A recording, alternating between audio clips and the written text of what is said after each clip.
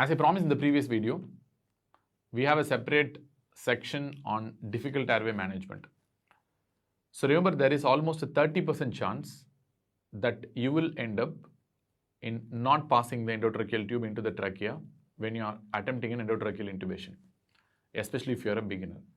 So you have to be prepared for that. At the same time, you have to anticipate in certain patients that you're going to have a difficult airway, and you have to manage them as well. So that's all this video is going to be about. So the difficult airway, the assessment, and the management. At the same time, I have given certain procedures like cricothyrotomy and tracheostomy for the completion's sake. But cricothyrotomy is really important because any clinician or a physician who is working in the emergency department and the critical care has to know this cricothyrotomy procedure. Even personally, I have performed like at least 6 to 7 cricothyrotomy, and even sometimes with the help of an anesthetist, I performed an emergency tracheostomy as well once. But even though I was dead scared during that time, but still, we still did that to save the patient. So every clinician must have some idea about this procedure. So that's why I wanted to tell this in the first thing. So let us first start with the difficult airway assessment. You have a lot of ways to assess the difficult airway, but the 3 classic ways to assess difficult airway is the Mallampati classification, Cormack and Lihan grading, the thyromental distance, and the 3:3:2 classification or 3:3:2 rule. So because we are going to use some of this in a new modern grading called a lemon grading system, but before that, let us start with our classic Mallampati classification. So what do you mean by Mallampati grading?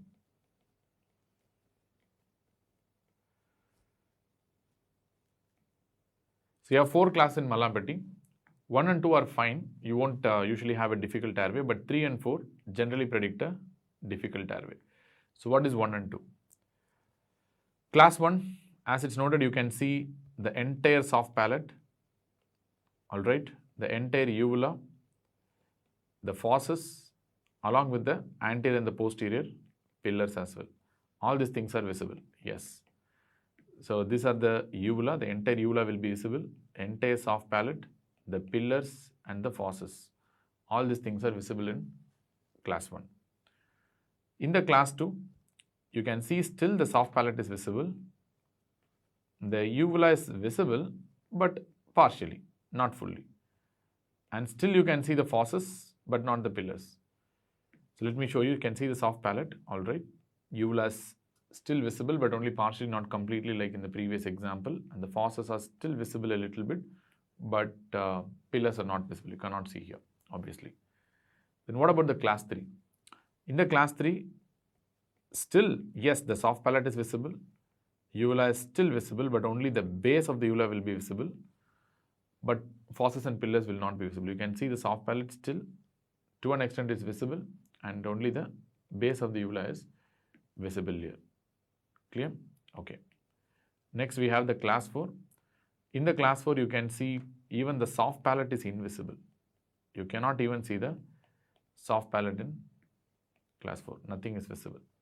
And the patient is opening their mouth. Remember, Mallampati classification is assessed by mouth opening. Just simple mouth opening. That's why it's even now in the modern era also it's very good. Then we have the Cormack and Lihan grading. But the problem with Cormack and Lihan grading is the fact that it is a laryngoscopic grading. It is done only through direct laryngoscopy. So the idea of the current difficult airway assessment is to assess the difficult airways even before you put the scope inside. So after putting the scope, finding out whether it is difficult or not is like not going to make a good sense in the modern era, because you have to anticipate that before itself, before putting the scope and before giving the induction and paralytic agents. So anyway, so we have to know this. That's traditional, Eureka, right? Okay. So class 1, class 2, class 3, class 4 or grade 4. Grade 1, grade 2, grade 3, grade 4. So these are the 4 grades of Cormack and Lihan. Grade 1, the entire glottis is visible, complete glottis, complete distillation of the glottis, and the entire epiglottis will be visible along with the arytenoids. Everything in the glottic area is visible. So very easy airway, not a problem at all. Class 2, only partially visible glottis, not fully. Arytenoids are still visible and the epiglottis is visible. But remember, grade 2 is again divided into 2A and 2B. In 2A, whatever I told you, that is 2A, because in modified Cormack and Lihan, this 2B also has come. So that's why I'm trying to tell. So in 2A, your glottis is visible, only part of the glottis is visible. Arytenoids, yes, still visible. Epiglottis, yes, visible. In 2B, usually glottis may not be visible, or maybe only base of the glottis may be visible, but not partial glottis also, but only plus or minus. So even if you don't have the glottis visible, it's fine. But arytenoids will be visible and epiglottis will be visible. In class 3, the epiglottis alone is visible. You can see this is the epiglottis. The epiglottis alone is visible. You don't have the arytenoids also visible. In class 4, even the epiglottis is also invisible. You cannot even see the epiglottis as well in class 4 or grade 4. So this is the classic Cormack and Lihan grading. And this is the thyromental distance. Thyromental distance, where the distance between the mentum, this is the chin, and the thyroid cartilage should be at least 3 fingers width. At least 3 fingers width or 3 finger breadths. So this, if it's less than that, then it predicts a difficult airway again. So that's thyromental distance. Then we have the 3:3:2 rule. So what do you mean by 3:3:2 rule? So when you open the mouth, it should have at least 3 finger breadth. Right. When you open the mouth, mouth opening should be at least 3 finger breadth wide. Then the thyromental distance is shown here. Again, the thyromental distance again should have 3 finger breadths. This one, either this, you can do like this. Okay, whatever it's fine. So 3 finger breadths at least. Then your distance between the thyroid and hyoid, thyrohyoid distance. So between the thyroid cartilage and the hyoid bone should be at least 2 finger breadths. So 3, 3, 2 minimum. So this is what we refer to as a 3:3:2 rule. So I have shown in the patient itself, so that's fine. So you can do it anyway. You can keep like this also, you can keep like this also, you can keep like this also, you can keep like this also, no problem. Both will come under the same category only. Fine. So now, is there any perfect scoring systems rather than the gradings what we have seen in classes of Mallampati or Cormack and Lihan or 3:3:2? Is there any real scoring system that is useful for assessing a difficult intubation, predicting a difficult intubation? Yes, there are 2 scores are there. One is called Makocha score, and the second one is the Lemon grading. Remember, Lemon became instantly popular because of some reasons, because it is very easy to do in the emergency room itself. That's why Lemon became more famous nowadays. But still, there is something called a Makocha you have to know. What M stands for? Mallampati, obviously class 3 and 4. Remember, Cormack and Lihan, grade 3 and 4, Mallampati class 3 and 4, always predicted difficult intubation. So class 3 and 4 has 5 points to it, very, very significant. Then A stands for obstructive sleep apnea, OSA, and again that carries a couple of points too. And then C stands for cervical spine mobility, that is reduced cervical C spine mobility.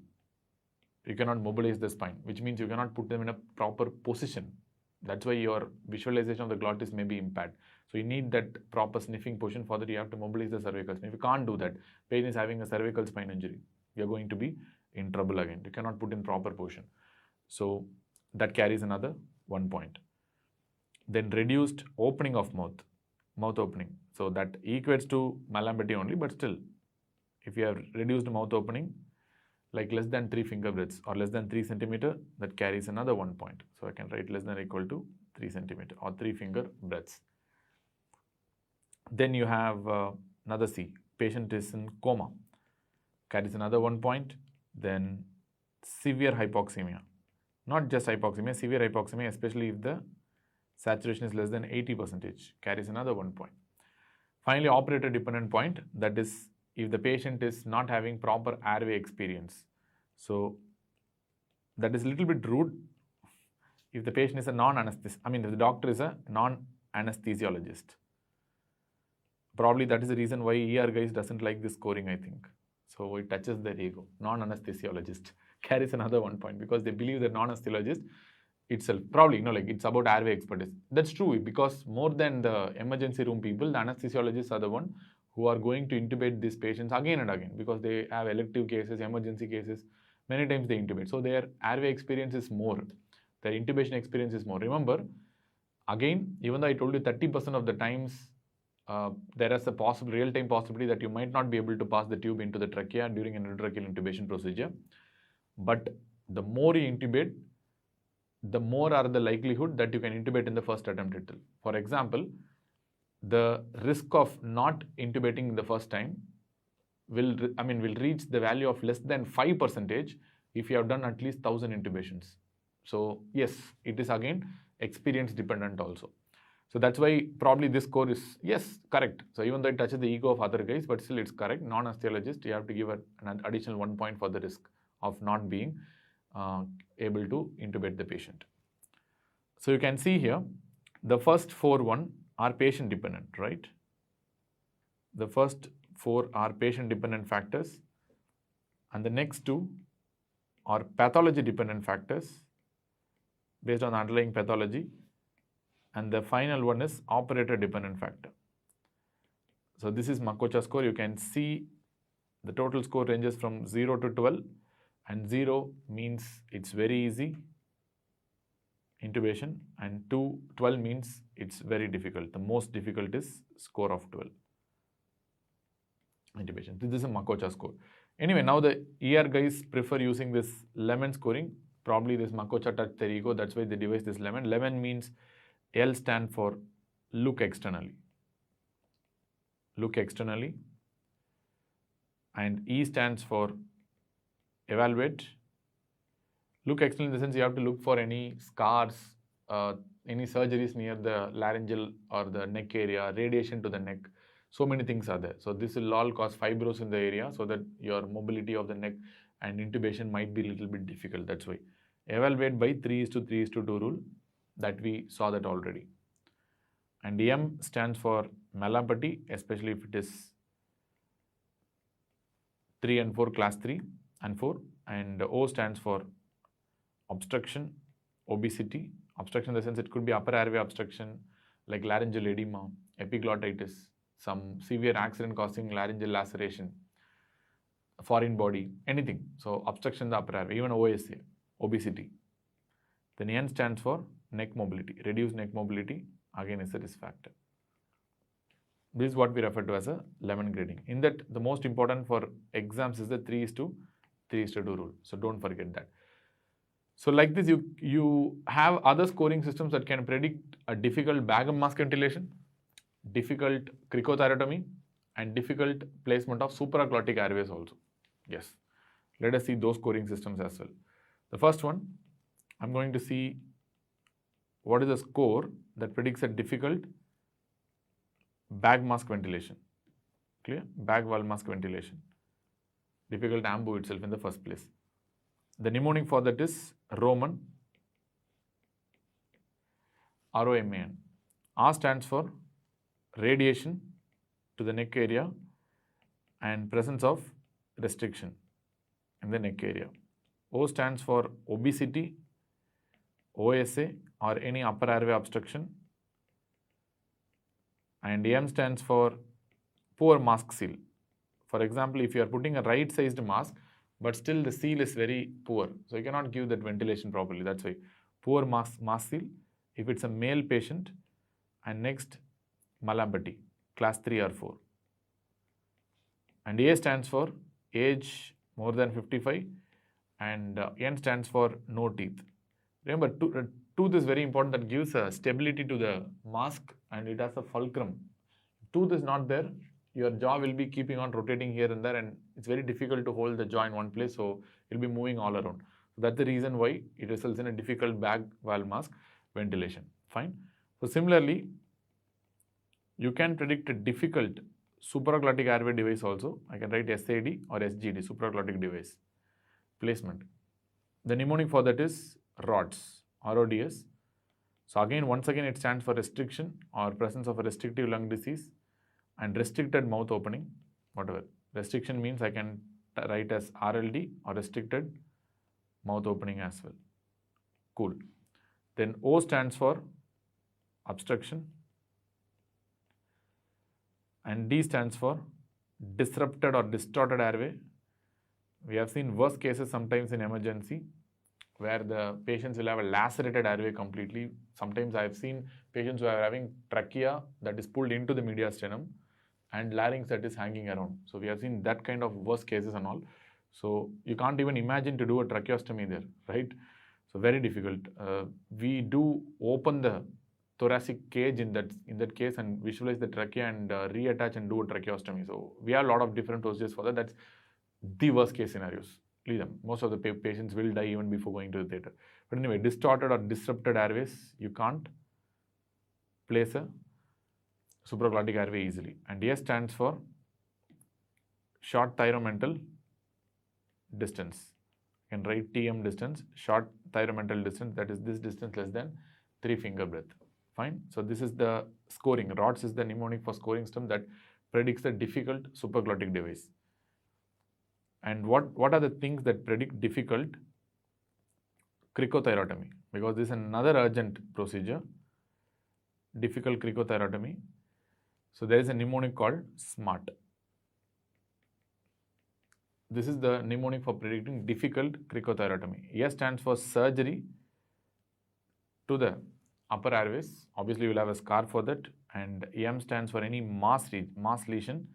For example, a hematoma, abscess near that area, near the upper airway, like in the larynx. And A stands for access and anatomy related problems. Especially all these things happen if the patient has received radiation. And finally, T stands for tumor, like laryngeal carcinoma. So these are the things that predicted difficult cricothyrotomy. Clear? Before going to the algorithm of difficult airway management, first we have to know how to hold the mask during bag valve mask ventilation properly. So how will you select the size of the mask first? Remember, the good sized mask must fit properly because you are giving a positive pressure ventilation that should not get leaked. So because then only you can give a good ventilation to the patient. So remember, a good mask should fit on the nasal bridge. The apex of the mask should be on the nasal bridge and the base of the mask should be on the level of the chin. If it is proximal to the chin, it's a very small size mask. If it's going beyond the chin also, it's a very big size mask. So both are not good and both are not correct. So it should be starting from nasal bridge and ending at the chin. Perfect fit. So that's how it works. Clear? So then how will you hold the mask? Holding the mask has different configuration. One is called a CE configuration. Another one is a VE configuration. See here, this is a single hand CE configuration. So this is very commonly advocated. So suppose if you have only one operator with you, you have to hold the mask at the same time you have to bag also. If you're holding the mask with one hand, obviously you're going to follow a CE configuration where you have this C-shaped configuration that you are forming using the 2 fingers, which is going to hold the mask. This is a C with the thumb and the index finger. And you have a E configuration that is going to lift the airways up. So C holds the mask, E is going to lift the airways. Simple. This is called CE configuration. And if you have 2 operators with you, then you can follow the double CE configuration or you can follow the VE configuration also. So what do you mean by double CE? So if you have 2 operators with you, one can bag and one can make a good mask seal by holding the mask in both the hands using CE configuration in both the hands. And what is VE? VE usually is performed when you have 2 operators. So VE means in the thumb you hold the mask and with the remaining 4 fingers. So this is VE and this is E. So VE configuration. So you can follow anything, either a CE configuration or a VE configuration also. So anything can be followed, but in general in exam they'll be asking you about the CE configuration of holding the mask, which is the perfect one. Okay. Now I'm telling again and again, whenever you are doing this CE configuration, always hold the bony prominences to lift the airways up. Never ever hold the soft tissues, because holding the soft is equal to strangulating the patient, because you are just increasing the airway obstruction and putting more like resistance to the bagging and masking. So don't do that. So please always hold the bony prominences only. So now we are moving on to the difficult airway algorithm or difficult intubation algorithm. So difficult intubation can be anticipated or unanticipated. So if it is anticipated already, anticipated means don't try with routine RSI, try doing an awake intubation technique using a fiber optic bronchoscope. Usually, that's what we prefer. You can use a video laryngoscopy or a direct laryngoscopy, but it's better to do a awake intubation with fiber optic bronchoscopy. That is better. We have discussed about this RSI sequence, the intubation sequence in the last video itself, where I have described in detail about the awake intubation process. Fine. What if it's unanticipated? Unanticipated is usually a deadly scenario where you have not anticipated the difficult airway because you don't have time, because the patient has crashed, you couldn't have any time to assess the airway.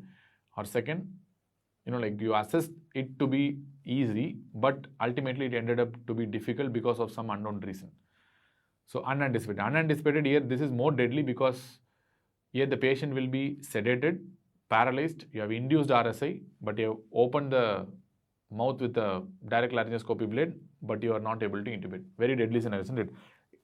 Sedated, paralyzed, but you're not able to intubate. So that's where you are ending up here. So first intubation attempt has failed. There is 30% chance, I told you, especially for the beginner, to have a intubation failure at the first attempt.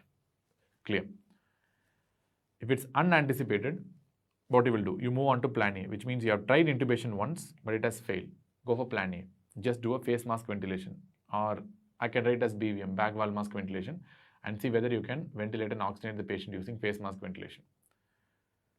So face mask ventilation can be successful, or face mask ventilation can be unsuccessful. Failure. The face mask ventilation is successful, then move on to intubation, which means probably the first intubation failure could be just a glitch. So proceed to intubation. Proceed to intubation. So how much times you can repeat? You can repeat up to 3 + 1 times. So 3 times is the correct thing. So total number of attempts should be 3, maybe +1 you can try. But remember, whenever you are repeating the attempts, always make sure that you are using a different technique. Rather than doing the same technique again and again, try to do a different technique. For example, initially if you have tried a direct laryngoscopy, second attempt maybe with a video laryngoscopy, third attempt maybe trying with a fiber optic bronchoscope. So try to change the technique. Or if you have used a Macintosh blade initially, try to change to a Miller blade. Or if you have used a direct laryngoscopy, go for a video laryngoscopy with a CMAC curved blade. Or you can go for a GlideScope VL blade for the next time. So that is hyperangulated blade. So you can use different blades and different techniques. Don't use the same technique and repeat again and again. So there is a lot of probability that the first time the technique failed, the second time also the technique might fail. So try to do a different one. That is advocated. Provided if you have that apparatus, otherwise there is no problem. You can try with the same technique again and again. So if it's unsuccessful, if the face mask ventilation is unsuccessful, you cannot maintain oxygenation, you can't ventilate the patient properly, then it's a difficult task. Now in this condition, you have to try one best attempt, just one attempt, but it should be your best attempt on intubation. One best attempt to intubate. So remember, you have to change a lot of things. For example, you have to optimize the patient better. So probably the positioning would be bad, so you have to adjust the positioning, or pre-oxygenation would not have been proper, so optimize that, or give a more adequate muscle relaxant. So something you have to do. So you have to optimize the patient better before you are trying for that one best attempted intubation. So now, if 3 or more attempts of intubation have failed, or if one best attempt after a failed face mask ventilation has failed, then you call it as a failed intubation. So this is the definition of a failed intubation. Now your intubation has failed dramatically. So what you will do? So here you need not try intubation anymore. You have to proceed to plan B.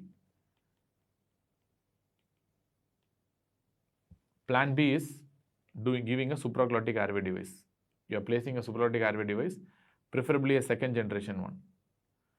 Clear? So we have seen a lot of second generation devices. So preferably go for a second generation supraglottic device. Try to oxygenate the patient through supraglottic device at least. It could be either successful or it could be unsuccessful again. Your plan B has also failed now. If it is successful, now you can try different techniques. One, you can try to intubate via the supraglottic device itself, because a lot of supraglottic device, which is especially of the second generation, have a propensity to intubate as some ways to intubate through the supraglottic device itself. So you can intubate via supraglottic device itself, or you can proceed to a cricothyrotomy or a tracheostomy. Cricothyrotomy or a tracheostomy on table itself, or try to just awaken the patient, because the patient is sedated and paralyzed. That's why you could not be able to maintain the oxygenation. So probably try to awaken the patient and try to give just a NRBM or a high flow nasal cannula, which might itself at least hold the oxygenation for some time. So these are some of the options are there. If the supraglottic airways are unsuccessful, what you can do? Now you are going to enter plan C. In this plan C, you are going to go for a rescue face mask ventilation. This is the final attempt at face mask ventilation. One more time, you touch the BVM, bag valve mask, once again. So what you will do is you ensure adequate paralysis. Because of the poor paralysis, sometimes patient's muscle may be contracted. Because of that, you feel a high resistance to face mask ventilation. Because of that, the patient might not get oxygenated properly. So try to give adequate neuromuscular paralysis and attempt a face mask ventilation again. That's called a rescue face mask ventilation. So rescue face mask ventilation can be successful, or it can again be unsuccessful. If it is successful, again you can try cricothyrotomy or a tracheostomy, because with the face mask you can't try intubation again. So cricothyrotomy or a tracheostomy, or try to awaken the patient and try alternative oxygenation techniques once the patient regains consciousness. If your rescue face mask ventilation is also unsuccessful, then you are entering a phenomenon called CACO. That's called a can't intubate, can't oxygenate scenario. Clear? So when you are entering a CACO phase, you have to go for plan D. So plan D means you are going to something called emergency front of neck access procedure. That's called a emergency front of neck access. So what you are trying to do is you are trying to do an emergency scalpel cricothyrotomy. This is what is preferred. Scalpel cricothyrotomy. This is what is advised. So there are various ways of scalpel cricothyrotomy. You have a finger bougie technique, scalpel finger bougie technique. So different guidelines advocate different things, but it's better to follow whichever you feel it is good, because some guidelines tell scalpel finger bougie technique is better. Some give scalpel bougie technique is better. So whatever you want, you can do. But once you have did a scalpel cricothyrotomy, within next 24 to 72 hours, convert it to a tracheostomy, because this is only a temporizing procedure. This is an emergency procedure. So convert into a emergency tracheostomy. Clear? Within the next 24 to 72 hours. Don't keep it to the cricothyrotomy only. But if you don't have expertise, poor expertise, this is again possible in many settings. If you have poor expertise and if you are worried about this scalpel cricothyrotomy and you have nobody else to do the scalpel cricothyrotomy, and if you are not trained to do that also, it's very easy one, trust me. But if you can't do that, then you can do a needle cricothyrotomy alternatively. But remember, you have to call the expert immediately at all the steps. So if you're not an expert, then definitely at any step of failed airway, you just call the expert as soon as possible. So for temporizingly, you can do a needle cricothyrotomy. That's referred to as a transtracheal jet ventilation. Transtracheal jet ventilation also, that's another name for that. And you can do a needle cricothyrotomy or a needle tracheostomy also. So let us see different procedures. So first I'll be explaining about the needle cricothyrotomy and the transtracheal jet ventilation process.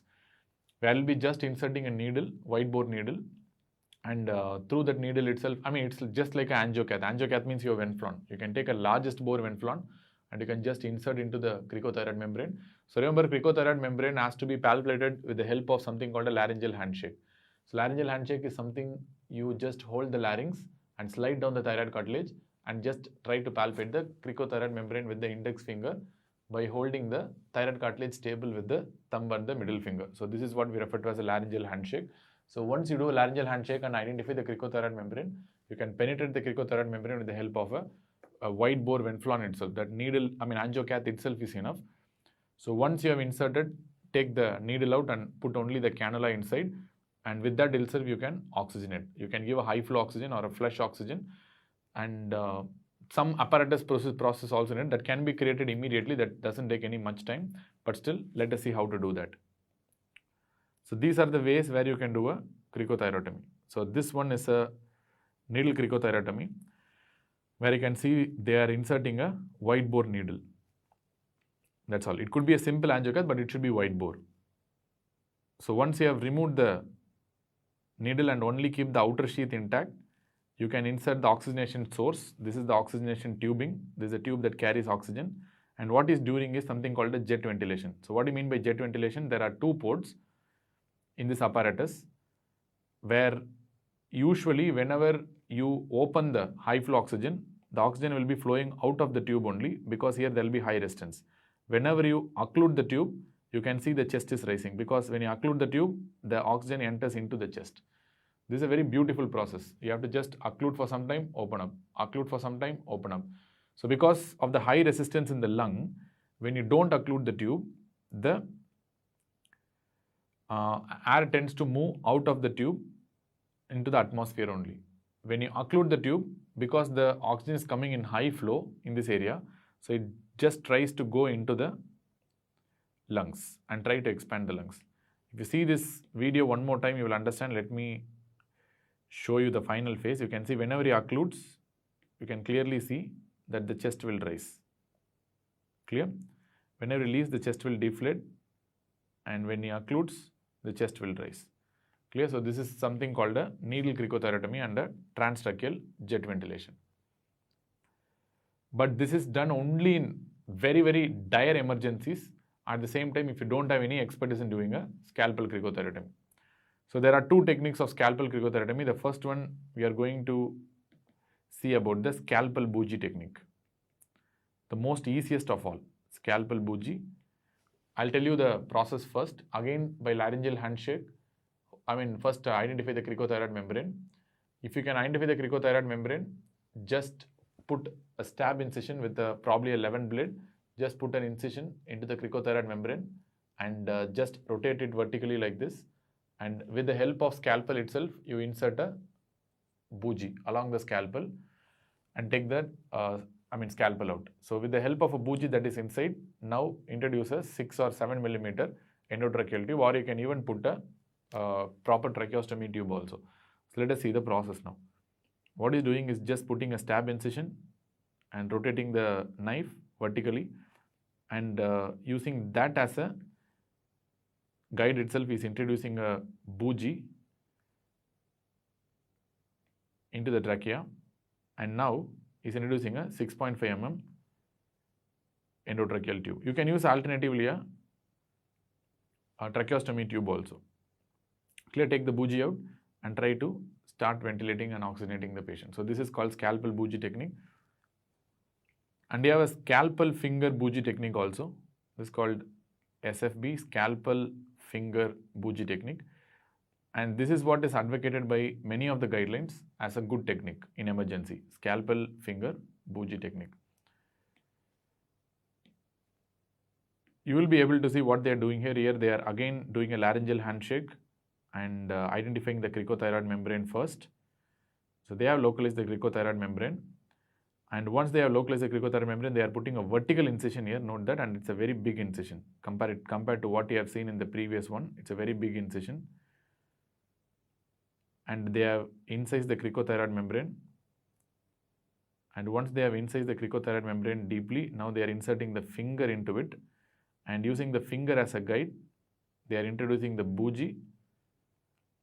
Once they have introduced the bougie, they are putting a 6.5 mm endotracheal tube. Because it's better to put 6.5 mm, sometimes 7, 8 and all will not go inside that small opening, that's why. But you can also note that the patient is already getting a supraglottic airway device, which means the supraglottic airway device also has failed here and the rescue back mask also has failed. So that is the reason why probably they are trying this emergency scalpel finger bougie type of cricothyrotomy. So clear? So this is one way. So this is what we refer to as a scalpel finger bougie technique, and this is what is preferred by majority of the guidelines. So I've told you 3 techniques. Apart from that, you have traditional cricothyrotomies, you have rapid post-op cricothyrotomy. A lot of things are there, but right now in emergency scenarios, that is not preferred. And remember not to convert into a tracheostomy within the next 24 to 72 hours. This is not a definitive airway. Tracheostomy is surely. Let's discuss some of the points on tracheostomy just for the completion sake. So tracheostomy in ICU, yes, common. We do very regularly. Tracheostomy in emergency, very rare, because nowadays the airway management is so advanced that we don't generally do a tracheostomy in emergency itself. Usually, if you do know a cricothyrotomy in an emergency, that's more than enough. You can leave it to the expert to do a tracheostomy. I have done 1 or 2 tracheostomies in dire emergencies in the ICU, but cricothyrotomies are relatively common. We perform. So let us see what are the anatomical types of tracheostomy first. You have 3 types of tracheostomy. One is called a high tracheostomy. Second one is a mid tracheostomy. Third one is the low tracheostomy. In this, always preferable is the mid tracheostomy only. That is always preferable. We do at the level of the isthmus of the thyroid gland.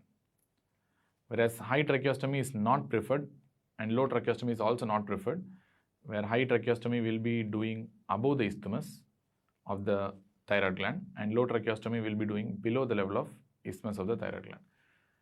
Why we don't do high tracheostomy? Because doing high tracheostomy means you are doing at the tracheal cartilage number 1. You know how many tracheal cartilage you have? 19 to 22. Trachea has both extrathoracic as well as intrathoracic extension. It's a communication with the extrathoracic respiratory tract and intrathoracic respiratory tract as well.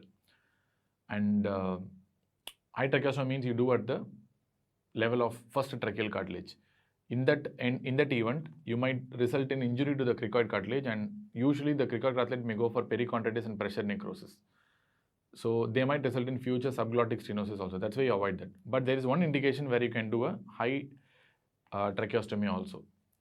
That is laryngeal cancer, when you're planning for a total laryngectomy. When you're doing a total laryngectomy and removing the upper airway itself, what is the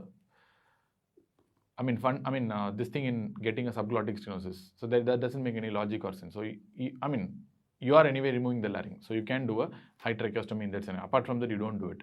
Low, definitely no. At whatever scenarios, you don't do a low tracheostomy, because when you go lower the isthmus, the trachea goes deeper into the neck and it's associated more closely with the vital blood vessel. So there's a lot of chances that you might injure or poke one of them, and that may result in life-threatening bleeding and complication. That's why you don't do. So it's better to do at the isthmus level, which is at the 2nd, 3rd and 4th tracheal rings. Fine. Now moving on to the indications. Indications usually I used to give by a mnemonic called POV. So whenever I tell POV, boys might mistake it, but okay. Disclaimer, I am not responsible for what a mnemonics I tell, it's POV. POV, I mean here is point of view, that's all. So in this, P stands for prolonged intubation and prolonged mechanical ventilation. Yes, this is the topmost indication right now. Previously in the olden age, in the old times and all, this obstruction, especially supraglottic obstructions or upper airway obstructions, tend to be the most common cause. Especially if upper airway obstructions are associated with stridor or bilateral vocal cord paralysis, yes, there is no other option. You have to go for a tracheostomy. This is the second most common indication only.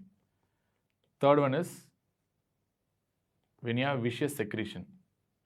Viscous, not viscous. Viscous means so much of secretion. That's what I mean. So much of secretions. Clear? So for a better pulmonary hygiene and a pulmonary toilet, you do that. Apart from that, a lot of modified indications are there. Like for example, when you can't intubate the patient or can't oxygenate the patient, and you don't have any option to cricothyrotomy also because of poor anatomy and all. So you can do a tracheostomy directly. Or after doing a cricothyrotomy within the next 24 to 72 hours, you can convert into a tracheostomy. These are some modified indications, but still these form the 3 standard indications. Clear? So obstruction, pulmonary hygiene, that is viscous secretions, and prolonged intubation. This prolonged intubation forms the most common indication for a tracheostomy. So let us go and look out the prolonged intubation and what are the risk factors for prolonged intubation, and because of that you might go for a tracheostomy. What is the timing for doing a tracheostomy in case of prolonged intubation, and what are the things you have to assess, what are the surgical aspects of a tracheostomy in those patients. Remember, first risk factors for prolonged intubation, and because of that you do a tracheostomy. Number one, reduced functional capacity of the patient, reduced functional status of the patient. Number two, reduced pulmonary function. Not only the overall functional status, reduced pulmonary function like restrictive lung disease, again high chance of converting into tracheostomy. Old age, especially more than 70s to 80s, very high risk. Then malnutrition, little high risk. If the patient is going for repeated reintubations, which means you are extubating, because of some reason they are not maintaining saturation, you are reintubating again. So again, chance of moving into a tracheostomy. Presence of a malignancy, very frail patients. Presence of a nosocomial pneumonia, which means they developed a VAP. If you develop a ventilator's pneumonia, your intubation time is definitely prolonged. High chance of converting into a tracheostomy. And if you have a documented or witnessed aspirating event, aspiration prolongs the intubation time, surely. Then presence of a neurological disease. Sometimes, if the patient has a chronic neuromuscular and neurological disease, and if we know it is irreversible, in the first instance itself, we can push them to a tracheostomy. We can convince them, because unless instead of keeping them under intubation for a long time and then converting tracheostomy, straight away you can convince them to tracheostomy if the patient is stable. This is another modified indication, because we expect prolonged intubation here. So these are the risk factors for developing for converting a prolonged intubation into a tracheostomy. Then, when timing of tracheostomy, you are doing a prolonged intubation. So how long you have to wait before doing a tracheostomy? Remember, you have to do within 3 weeks. This is the correct one. You have to do within 3 weeks. That's it. But there are two entities, early tracheostomy and late tracheostomy, within this 3 weeks period. Early tracheostomy they have done within 4 days of intubation, and late tracheostomy they have done after 10 days. And both did not show any improvement in survival or reduction in the mortality, which means ideally you can do any time, but do within 3 weeks. After 3 weeks, it's not like this early versus late. After 3 weeks, definitely it is detrimental. You need not do after 3 weeks. In the sense, you should not wait after 3 weeks to do. Do within 3 weeks. That's the idea. In general, in our hospital, we perform around 7 to 10 day mark. So that's the ideal thing. But you can set your old guidelines. That is very controversial also. Nobody can give a correct number on when to do a tracheostomy. So ideally, around in our hospital, we keep a policy of 7 to 10 days, but you can do within 3 weeks anytime, no problem. This is the timing of tracheostomy generally. Clear? If the patient has an indication in the form of a prolonged intubation. Then what are the surgical aspects? There are two types of surgical aspects are there. Don't want to go into the detail, but I have witnessed some tracheostomy, that's why I'm telling. There are two types. One is called a percutaneous tracheostomy. Second one is a surgical tracheostomy. What we prefer in these conditions is percutaneous only. In emergencies, in prolonged intubation cases, where you can do this in the ICU itself. Which means, here there is no need of operation theatre. But surgical, you have to take the patient for an operation theatre. Percutaneous is extremely fast. Surgical is little slow. Clear? So, and percutaneous is considered to be best because overall complication rate is lesser with percutaneous tracheostomy compared to surgical tracheostomy. Again, there are many ways of doing a percutaneous tracheostomy. So, there are two classic types we follow in our hospital. One is called the Ciaglia technique, and the second one is the Griggs technique. Ciaglia is what I have performed once, and this is the common one that we do, where initially we incise and we put serial dilators. From small size to big size, we serially dilate the trachea by putting different dilators of, increasing sizes. So the trachea will get dilated, then we put a tracheostomy tube in. Griggs technique is like you just incise and with the scissor itself, you just try to dilate. It's a little bit fast. Griggs is very, very fast compared to the Ciaglia technique, but still this is better. Low rate of complications. Notoriously very, very low risk of complications with the Griggs, Ciaglia technique. So that serial dilating technique. So this is better. So this is what the best percutaneous technique that we have. And there are some contraindications for the percutaneous tracheostomy technique, for percutaneous, not for surgical. And all these are relative contraindications. None of them are absolute contraindications. Everything is relative. For example, if age is less than 15, Probably because the consent, this is for Western guideline, you have to follow the local guidelines as well. Second is significant bleeding diathesis, elevated PT, APTT, INR. You have to manage accordingly if there is a bleeding. And if the patient is having distorted neck, distortion of neck area, and the patient is having a tumor in the neck area, severe thyromegaly in the form of goiter, Graves' disease, who are going to do during a Graves' disease? No, like nobody. Then if the patient is having a tracheomalacia already, thinning of the tracheal cartilage, and presence of soft tissue infection like abscess near the neck, again relative contraindication, not absolute. If the patient is having scar formation in the neck due to previous surgery, if you cannot extend the neck, because tracheostomy needs Rose position. I didn't tell you that. To do a tracheostomy, you need a Rose position, extended position. Clear? So which means if you cannot do that, relative contraindication, inability to keep the patient in Rose position or inability to extend the neck.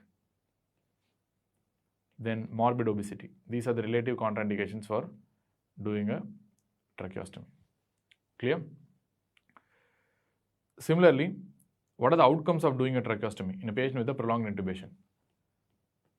Outcome. This is again very important. So why? I mean, you have to know the reason. I mean, what is the long-term outcome and the short-term outcome? Remember, there is no difference in mortality whether you do a tracheostomy or not, at least in the early stages. Like for example, inside the hospital, there is no difference in the mortality in hospital, especially at 1 month. If you see whether the patient is in good endotracheal intubation care or if you convert into a tracheostomy, no. So there is no difference in the mortality inside the hospital. But long-term mortality is definitely different, because if the patient is need to be intubated for 3 months, 4 months and all, that is not a good thing. So out of hospital, at 2 years, definitely tracheostomy is beneficial. If they need a long-term intubation, definitely tracheostomy is beneficial. At 2 years mortality, if you see, tracheostomy people will have low mortality compared to people who have intubated. But short-term mortality inside the hospital at 1 month, there is no difference.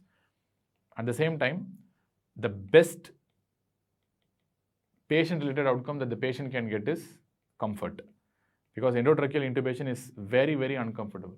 Very, very uncomfortable. So the patient becomes extremely comfortable with tracheostomy compared to endotracheal intubation. At least tracheostomy people can be, I mean, one of the best things about tracheostomy is weaning from ventilator. So it accelerates weaning, increases chances of weaning from the ventilator. Number one. Clear? Because tracheostomy reduces dead space. I mean, endotracheal intubation actually increases the dead space because the tube is there, which is going outside the mouth, which is going out of the respiratory tract. So dead space is actually increasing with endotracheal intubation. But with tracheostomy, the opening is made here. So it actually reduces the dead space by almost 30 to 50%, whatever anatomical dead space you have. So that might increase the chance of weaning, because it again reduces the work of breathing also, because of reducing the dead space. So work of breathing will be reduced. But with endotracheal tube, if you don't have mechanical ventilator, the work of breathing will be actually high because of the increased dead space. Okay. So I can write reduced work of breathing. So these are some of the advantages of doing a tracheostomy. And it will definitely reduce the airway resistance. So obviously you are reducing this much airways. The patient need to breathe only from here. So here to here, your dead space is removed, I mean from the breathing circuit. So definitely it will reduce the airway resistance as well. So these are some of the very, very important things. It reduces the peak inspiratory pressure. Because it reduces the airway resistance, in the ventilator you can see a change in the peak inspiratory pressure, which will definitely reduces. And intrinsic PEEP development also will reduce. A lot of advantages are there. These are advantages of doing a tracheostomy. Clear? So what are the pros and cons? What are the pros of tracheostomy? What are the cons of tracheostomy? Pros of doing a tracheostomy in this patient. Number one is ease of replacement.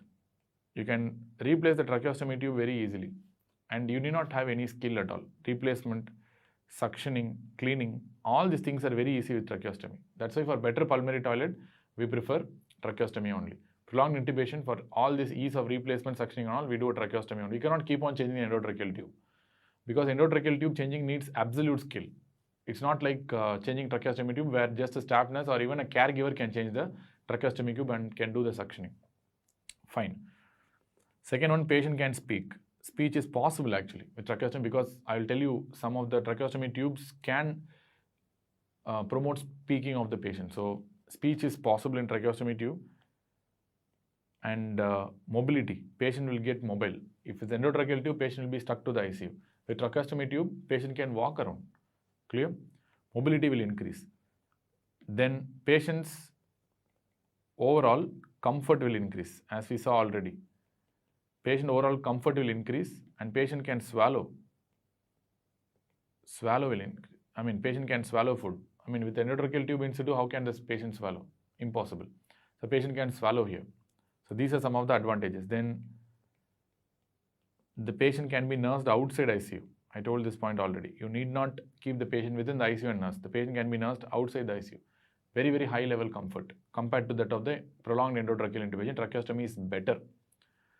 Okay, now what are the cons? Cuff side complications. They might go for tracheomalacia, tracheal necrosis. I mean, that you can reduce over time, but cuff side complications are common with tracheostomy. And you can result in stoma related complications where you are putting an opening here. So over time, the stoma will mature, obviously like all the other stomas. So stoma related complications you might get.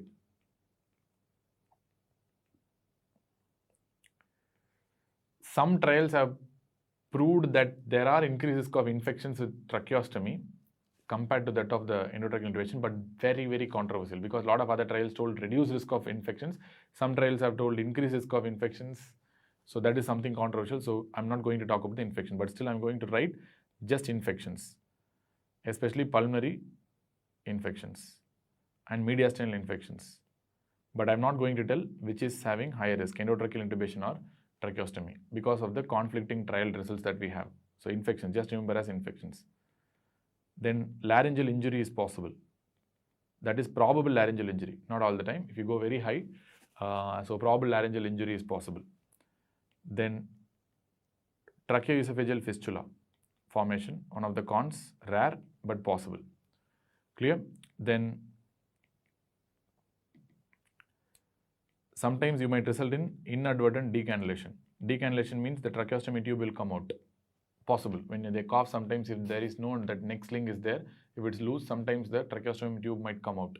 Inadvertent decannulation. Very deadly scenario. Sometimes they might die also if the stoma is not mature. So these are some of the cons and these are some of the pros for tracheostomy. What are the complications that are going to encounter with the tracheostomy? So you can divide into early complications and you can divide into late complications. Early, yes, obstruction, especially with a mucus plug or a newly forming granuloma, because this will irritate and they will definitely form a granuloma, but that doesn't make any big impact, trust me. Obstruction possible.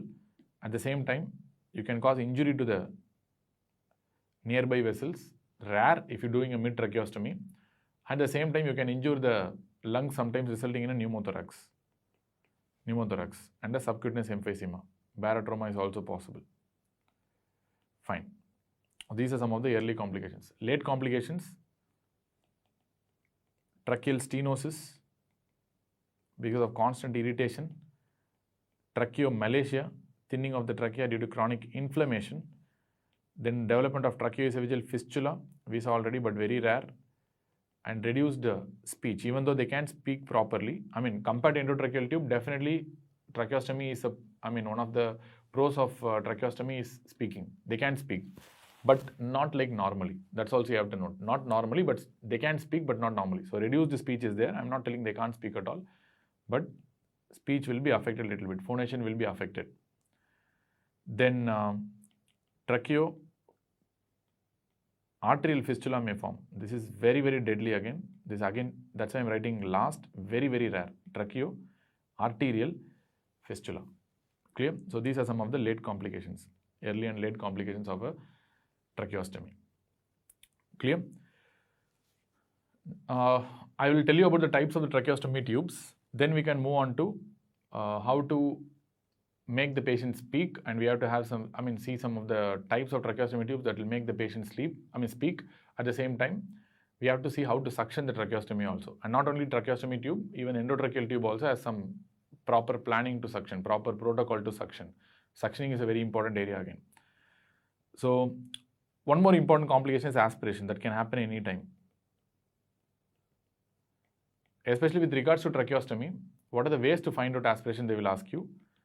One is methylene blue dye technique. Detection of aspiration can be done with methylene blue technique, where the patient will be asked to drink water containing methylene blue. If you see that methylene blue dye leaking into the tracheostomy tube, or if you suction that methylene blue from the tracheostomy tube, definitely they are aspirating, no doubt about that.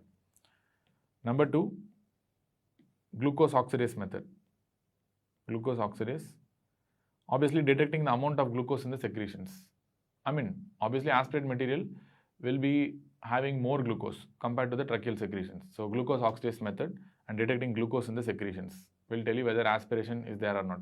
But the best is always direct visualization, whether through a bronchoscopy that you are putting through the tracheostomy tube and detecting the aspirated material, or you can, through the suction itself, you can see the food particles sometimes. So direct detection and visualization always is the gold standard and the best for detecting aspiration. These are the ways to find out the aspiration in tracheostomy tube.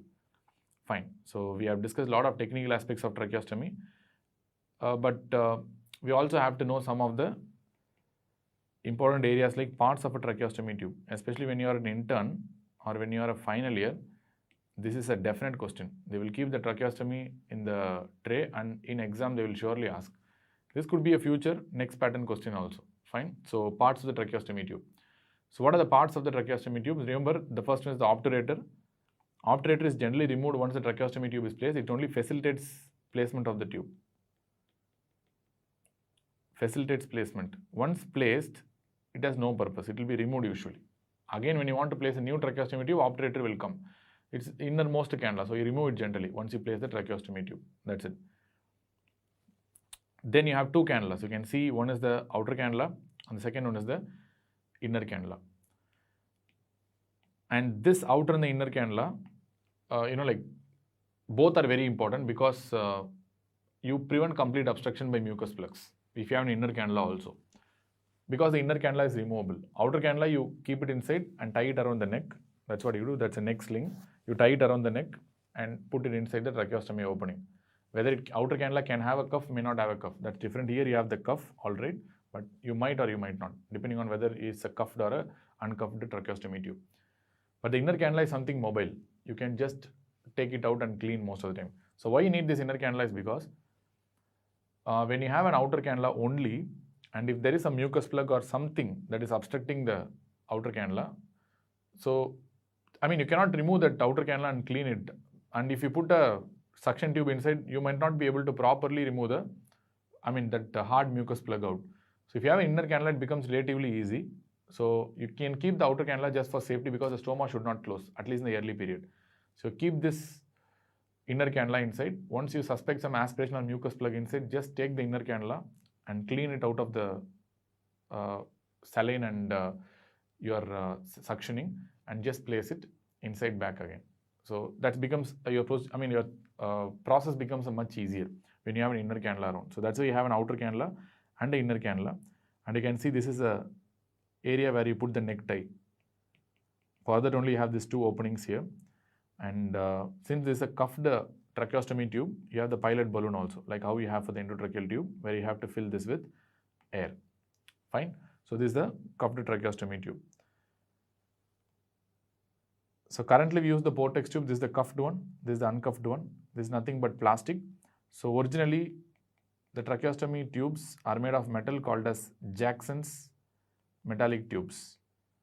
And these are completely outdated now. Nobody uses this. Currently we use this Portex plastic type of tracheostomy tubes only, which are durable also. At the same time, it has reduced risk of complications like stenosis and necrosis in the local area. Pressure necrosis and all will be very less with Portex tube. So that's why we use this, and we have changed it in the before a lot of decades itself. Now we don't use this metallic tubes at all. Fine. There is one more type of tube also that's called a fenestrated tracheostomy tube. Currently, again, this is one thing that we don't use. We use only a cuffed or a uncuffed tracheostomy tube. We don't use fenestrated tubes. Fenestrated tubes have a opening on the top part also. You can see opening is there. Through this also air can move into the upper respiratory tract, and it can move into the tracheostomy tube also. So what are the indications for fenestrated tubes previously, not now, was one is to make the patient speak properly. So remember, whenever you occlude the tracheostomy opening here, and now the air cannot move out and air can only come out through the upper respiratory tract, which helps in better movement through the larynx so that your speech will be better. That's why you had this fenestrated tubes, because it pushes more air, above the tracheostomy tube. Second area where they have been using the fenestrated tubes is to facilitate decannulation, which means before removing the tracheostomy tube, whether they tolerate the removal or not is detected by this fenestrated tubes only. Which means you are going to put a fenestrated tube instead of a cuffed or uncuffed tube and just allow the patient to be like that for some time, and then you can progressively remove the tube. So for facilitating decannulation, removing the tube, for weaning purposes, they use the fenestrated tubes. But for both these indications, we have other different techniques and styles which you can follow, which are more advanced. You need not do the fenestrated tubes right now. So it's not used anymore. We use either a cuff tube or a uncuffed tube. You can see whenever the cuff is elevated, if it's a cuffed tube means air can go in and out only through the tracheostomy tube. It cannot enter the upper airway at all. If you are using a fenestrated, if you are using a uncuffed tube, air can move in and out through the tracheostomy tube also. At the same time, it can move into the upper airways also. Some amount of air can move into the upper airways also. Remember, this movement of air into the upper airways is really important. Why? Because not only for producing the sound, they can produce very little sound, because most of the air will be moving to the tracheostomy tube only. Because anything in the world takes the least, shortest path. The path with the least distance and the path with the least resistance. Similarly, the air, most of them will be moving through the tracheostomy tube only. But since it's uncuffed, some of the air will escape and come out through the upper airways also. This might be helpful in producing speech a little bit.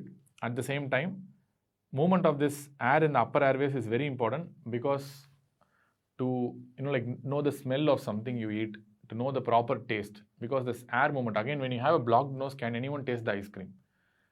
Or any of the substance for that matter? Everything will look a little bit bland. You might see the taste, but that smell and flavor of the food is really important. So many of these people complain of poor taste and poor smell, especially if you're using a cuffed tracheostomy tube. When you go for uncuffed, it might get relatively better. That's the idea. Clear? So these are uncuffed tracheostomy tubes. Then how will you make the patient speak? How are you going to make the patient speak? So remember, you can do this in the ICU itself, because not speaking to the attenders and only you are doing like sign languages is very frustrating for the patient and the attenders also. They will not understand what the patient is trying to tell. The patient will not able to communicate with them. They will get frustrated and they will get depressed. So this speaking apparatus can be utilized in the ICU itself. Very commonly in the ICU, we use this speaking valves. Speaking valves. There are many companies available. The original inventor was Passimure company. So these are Passimure speaking valves. These are one-way valves. You can see this is a one-way valve. This is one example of a Passimure valve you have here. This is a one-way valve where air only can move inside, but it cannot come outside. If it cannot come outside means while going out, air has to move through the upper airways only. So this might helpful in passing the air through the larynx so that they might be able to speak a little bit. So this is a speaking valve. And this is one example of we using a speaking valve in the ICU itself, where you can see this blue color one is the speaking valve here. And they have attached with the connector, with the help of a connector, they have attached to the ventilator circuit here. You can see this is the ventilator circuit and this is the patient end. So they have connected with it and now the patient is able to speak. So this is very good one. So very cheap, very small device, but that can avoid the frustration of the patient by not speaking. This is a very good one. So don't forget this. This is speaking valve, Passimure speaking valve. They need to generate a little bit high tidal volumes, but fine. So it's still decent enough for to make the patient speak. We have this Portex talking tracheostomy tubes also. This is an example of a Portex talking tracheostomy tubes, otherwise called as a Trach Talk. That's the device name.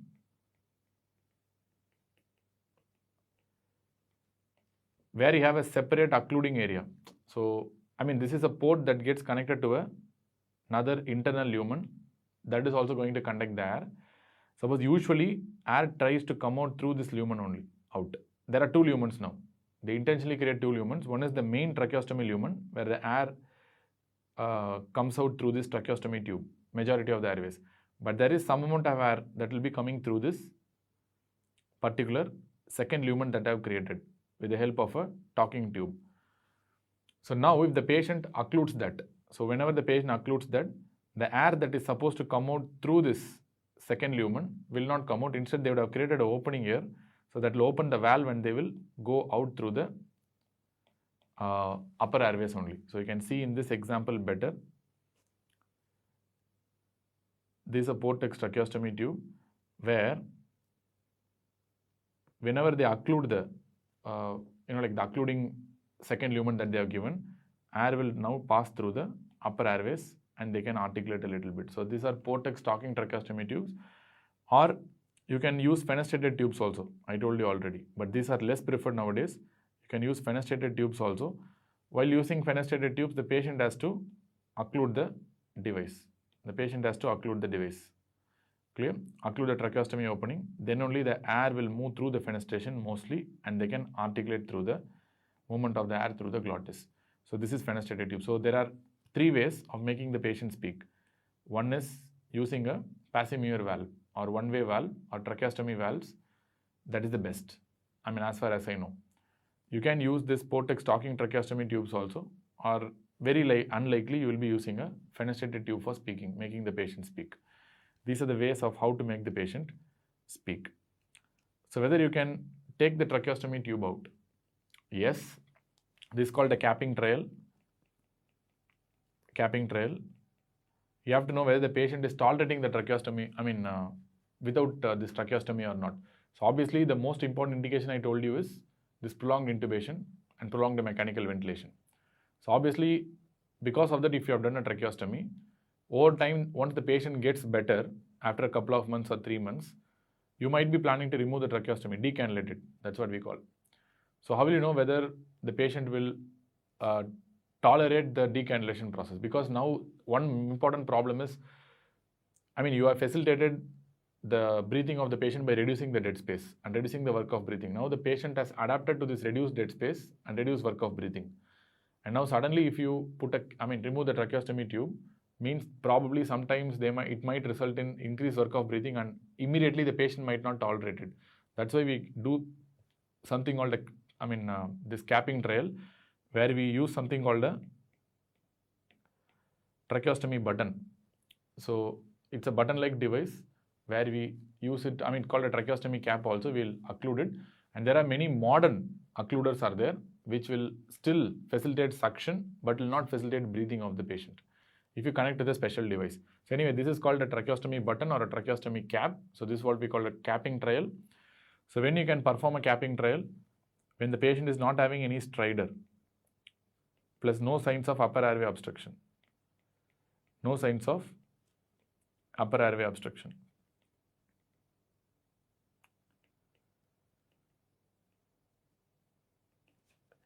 Patient is having no secretions or mild secretions, very less secretions, which means it should not be viscous, very thick secretions also. So it should not be thick secretions as well.